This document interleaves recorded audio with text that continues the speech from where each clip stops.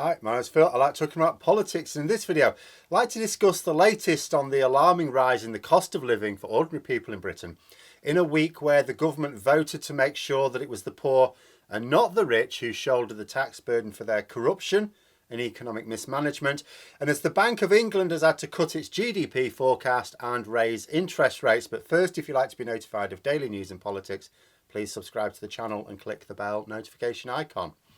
So what do you get when you vote for not just any Conservative government, but the most selfish series of Conservative leaders with absolutely no regard for their country or its people?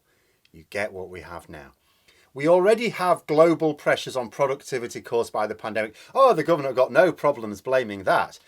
And don't buy any arguments about it being unforeseen either. The government have known this was coming right back to when David Cameron took over in 2010. A global pandemic has been officially recognised by the UK government as the number one threat to the UK for over a decade. That was when David Cameron was Prime Minister, Theresa May was Prime Minister, Boris Johnson became Prime Minister. The number one threat throughout all their premierships, global pandemic.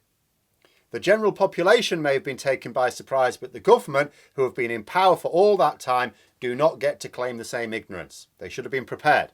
And yet, what did this government choose to do, despite being painfully aware of the threat and the consequences of such a pandemic? They chose to rip us away from our most important market under almost the hardest terms possible. And some of them wanted us to leave under actually the harshest possible form and may still get their wish if things pan out. And given the very obvious economic problems that ripping ourselves away from our closest market at any time would cause, and especially in the middle of a serious pandemic, the same government chose to throw literally billions of pounds away on nothing. They just raided the country's treasury and gave the money to their mates. And I don't just mean didn't get good value for the money, just threw it away. And although the Boris Johnson years have been the most blatant, it's been happening all throughout the Tories' time in office. What we are experiencing now is not the sort of bad luck that's bound to happen now and then. Yes, economies have this unfortunate cycle of growth and recession, but what we are experiencing is down to the fact that we have allowed the most unscrupulous of Conservative governments completely free rein to do exactly as they pleased. The massive increase in the cost of living is a direct consequence of this. Oh, but Russia's been buggering about with gas supplies. Oh? Did Russia also force us to be so heavily reliant upon gas and at the same time sell off our national gas reserves a few years ago? Actually, given that Russia donates a lot of money to the Tory party, they may well have done. But the point is that a government acting in the national interest would not have allowed us to become more reliant upon essential resources which are controlled by potentially unfriendly governments.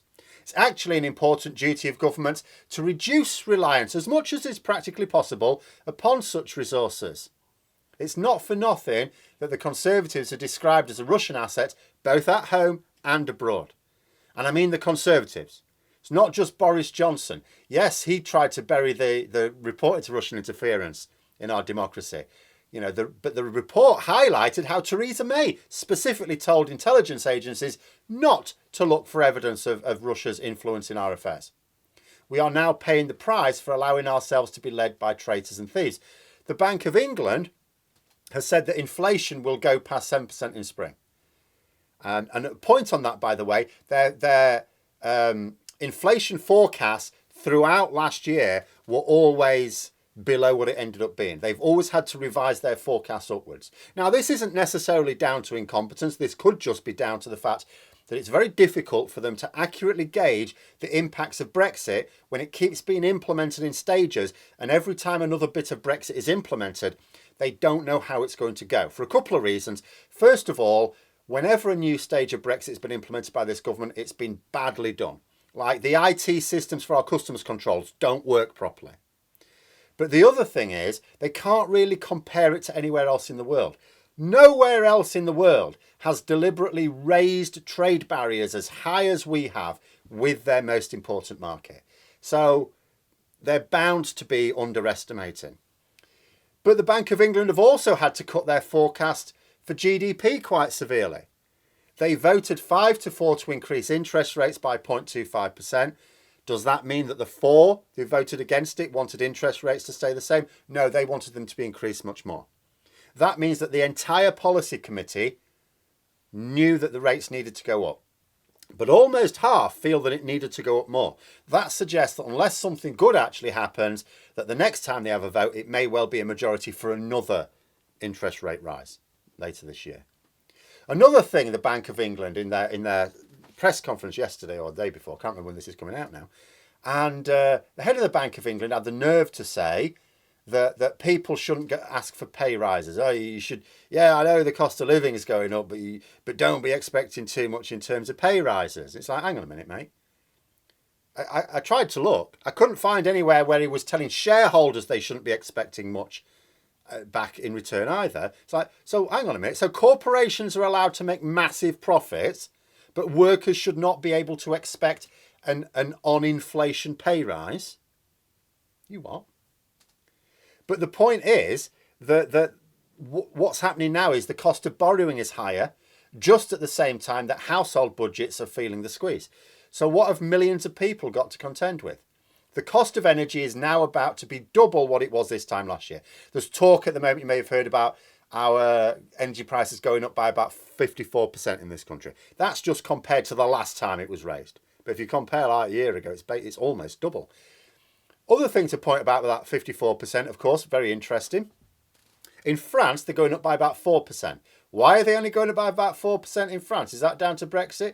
Well, partially, but mostly it's because the French government have applied a windfall tax on EDF, their main energy company, that has helped pay for lower energy bills for actual citizens. Isn't that quite similar to what Labour have argued for? Yes. Yes, it is. Yes, it is. And those on prepaid meters, actually, which tend to be the poorer people, because if you're on a prepaid meter, it's probably because the energy companies don't want to let you have the energy until you've paid for it in advance. In other words, you're much less likely to be able to pay for it in advance. So that's poorer people. They've been hit with the largest rises. The cost of energy for them is higher. The rise is higher. You know, this theme of dumping the burden of Tory excess on the poorest is something that's going to come up again. The cost of food has already risen alarmingly last year, in our first year outside the single market. It's rising this year as well. And when I say rising, I don't mean in the way that prices go up now and then. I mean properly rising. The chaos caused by Brexit customs controls will see to that. You know, various hauliers have said, if you're wondering why you haven't got, you know, fresh food on your shelves as you might have experienced a couple of years ago, it's probably because it's stuck in my lorry in Calais. And that's without even considering the much more impactful standards checks and biometric passporting later this year. The cost of buying imports in general has gone up with Brexit. We import so much of our food. Our trading terms are on generally worse terms than before Brexit with everyone. And we're not just talking about with the EU, like I said. That is the most important, by far and away the most important. But increased costs of transport, declarations, import duties, VAT, all make for more costly goods being delivered and less reliably. And that applies to medicines as well. It's not just food. With a shrinking NHS budget and more expensive medicines, we're going to find it harder to get the pharmaceutical treatments needed to manage our healthcare. And the Conservatives are also hitting us with the highest tax burden in generations.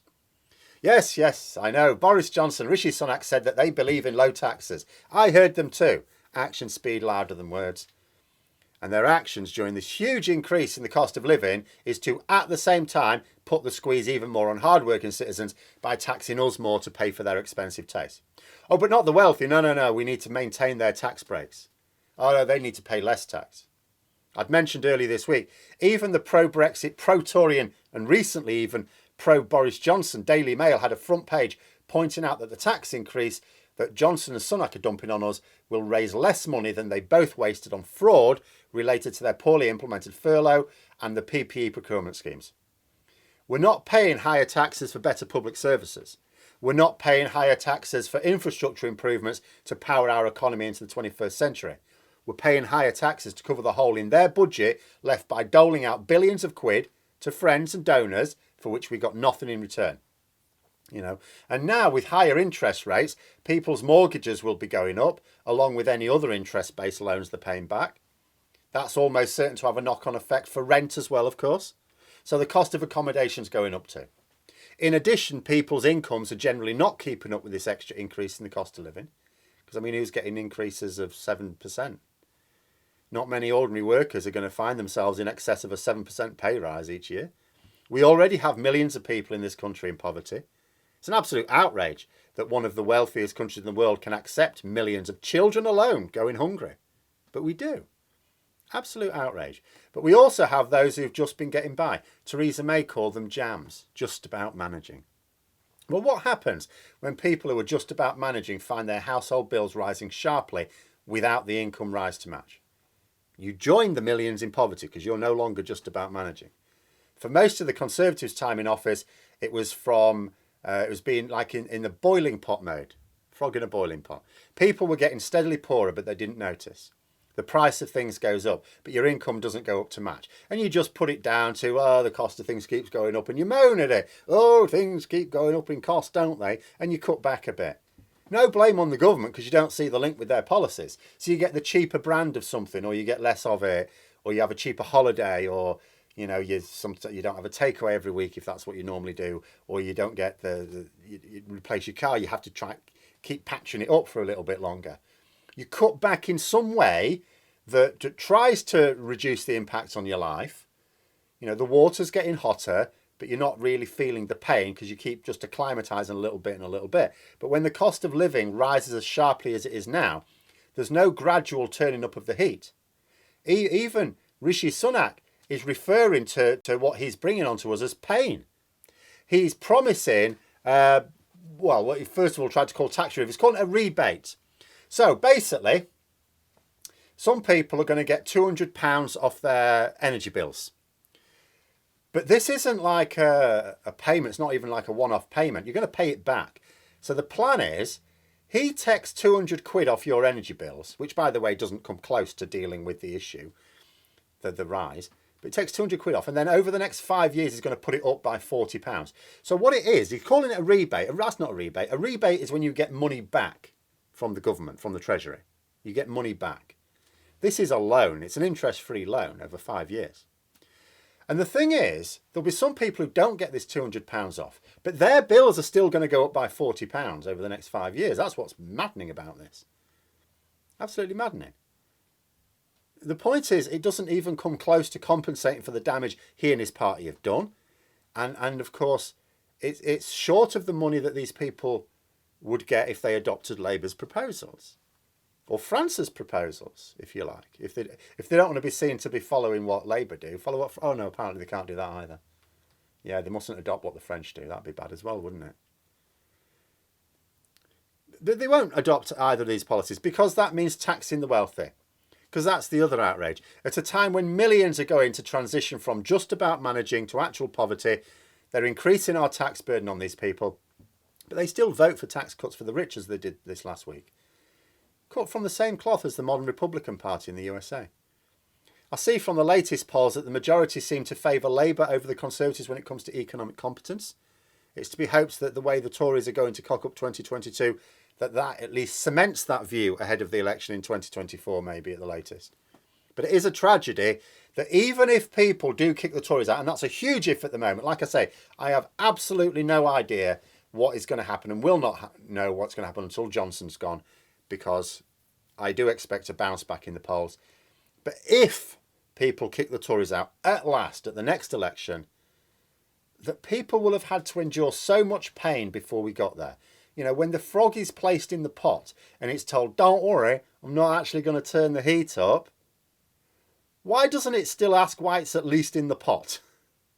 But those are my thoughts. Let me know yours in the comments below. Hope you found the video interesting. If you did, don't forget to click the like button. If you'd like to support the channel further, please also click the Patreon link for details. And until next time, I'll see you later.